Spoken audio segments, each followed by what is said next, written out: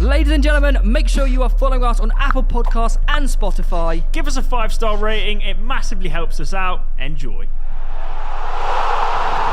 City scraping a result against Fulham. Sometimes you can double dip. Sometimes you scrape the bottom of the barrel. Maybe good. Sometimes maybe shit. I think it was, as one impressive athletic article put it, one of the most defining and best wins under Guardiola. Really? Yeah. Why? Fulham. Because they're the game to win. Pure domination for how long? When did he get sent off? Like, it was Early, 27 minutes or something. Not that I'm counting. We had 75% possession. It's pretty outrageous. I actually don't think Fulham had a shot in the second half. And it was like we're playing with 11 men. Here's a question, which I've seen been going around. If Man City had to play an entire season with 10 players, where do you finish? Third. Do you reckon? Yeah. One player down. I honestly back it. Yeah, fair enough. Top 4. As well, if we just get rid of the Champions League and the Cups, just go out as soon as possible in them. Yeah. Because otherwise it'd be got shattered. more squad depth with 10 players. But yeah, one less position to fill. I generally reckon, because when we do go down, I'm like,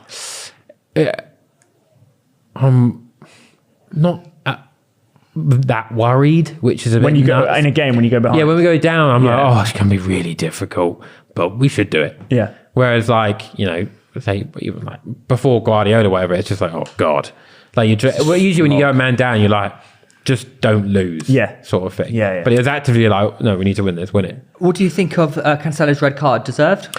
Yeah. By the letter of the law. Yeah, I just feel like it was enough of a, and like.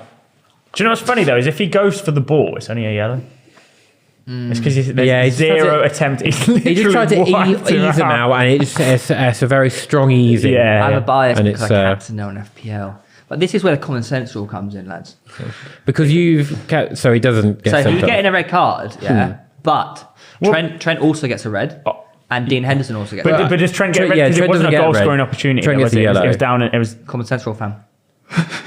No, but that's just a new rule. Okay, maybe not Trent, but Dean Henderson should be sent off against Forest. But he's gone for the ball against who do they play? Wait, so are you Brentford. saying? Hang on, going back. Mate, no. Going back to common he sense hasn't rule. got the ball. No, but going back to common sense. Jens Lehmann got sent off for the exact same thing. Okay, but going back to common sense rule, are you saying Common sense that rule overrules every other law in football? It's common sense. Yeah, but what I'm Dean saying Henderson is no, but what I'm has saying got is the goal scoring opportunity. But what I'm saying is the double jeopardy law is a case of he's tried to play the ball, it's only a yellow. If you don't go for the ball, it's a red. Common sense rule comes into play and goes, okay, what's happening? Look at history. Jens Lehmann getting sent off against Barcelona 2006. Just getting a list off of. And you think, wow, it's exactly the same. Yeah. Why has he only got a yellow? Why? What counts as history? Are we going down to like fourth tier?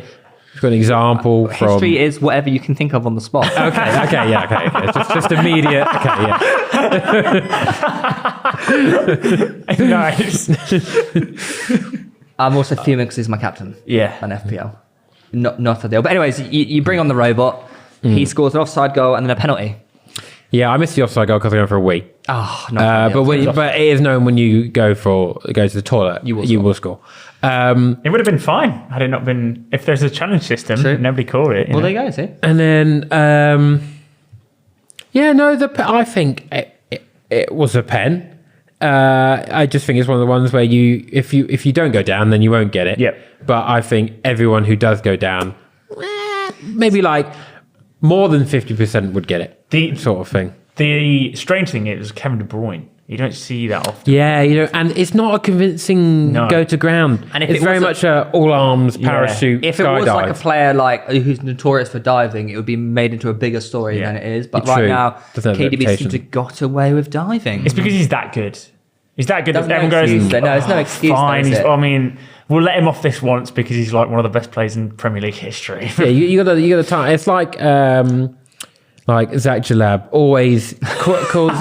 He calls at five-a-side. He will call everything, even it's quite clearly come off us and gone out. He will call everything, and then when it is genuinely like we've been wronged, he'll call for it, but he obviously won't get it because he just lied about the rest of them. Yeah. So if you just if you're very specific with the times that you dive or lie, then you're all good. I think Fulham should have used their challenge system though.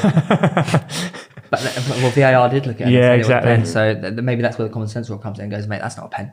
Yeah. So it's all kicking off.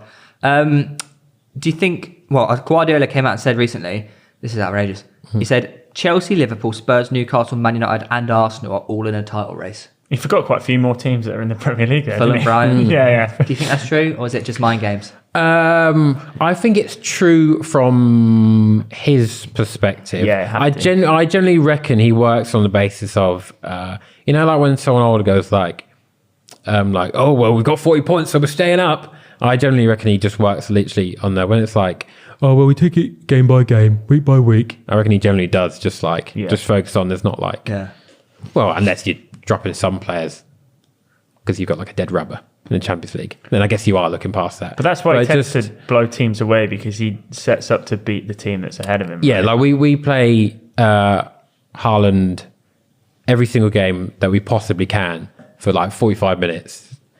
Gets 2 goals, we just take him off. Yeah. Smart. It's quite an easy system, isn't it, really? Yeah, it is. It's really nice just having one like massive bloke score all the goals. Yeah. He's 3 off the golden boot tally from last year.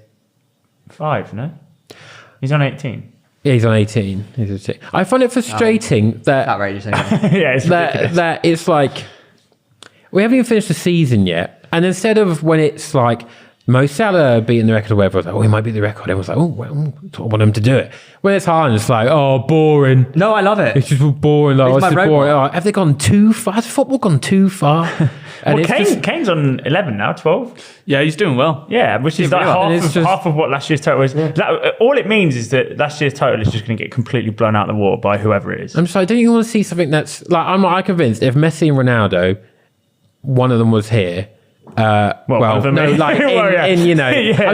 Ronaldo now, and I'm not convinced he ever scored 700 goals. I'm like, this can't be the same bloke. It's mad, isn't it? That's my new conspiracy. He scored 700 goals.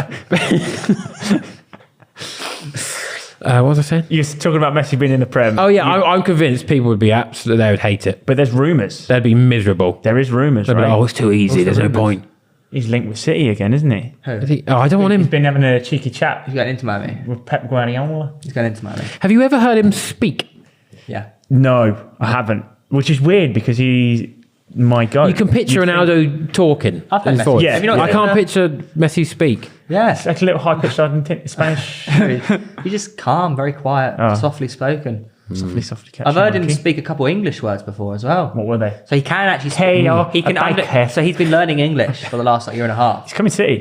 He can listen. He can understand English quite well, but he struggles to speak it. It's like when I'm convinced he's training for a Fear Baker Free Kick Challenge. It's like I'm convinced Bielsa speaks English, by the way. But he's just chosen not to. He's just got this random translator. How else would he communicate with Liam Cooper?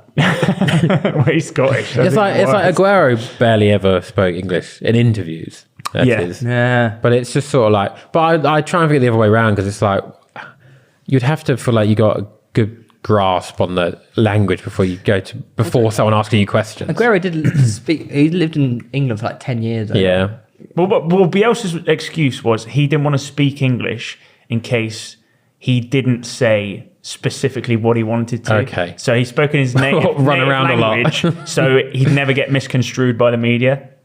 Okay, yeah. Can you that's a good point, talk, though, like really hyping your players up. Like, then the guy goes, okay, now you say it. Someone's being really shit. He's like,